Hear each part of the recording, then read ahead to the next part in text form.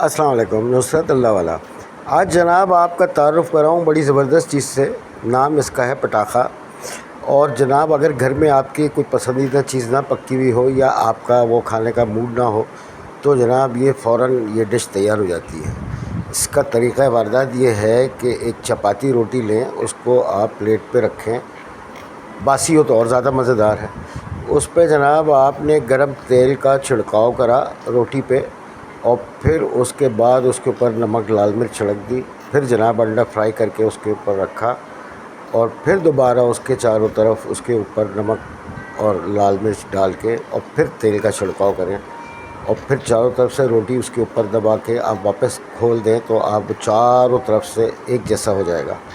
और फिर जनाब उसका आप निवाला तोड़ते जाएं और खाते जाएं और फिर दुआएं दीजिएगा मुझे। अस्सलाम वालेकुम।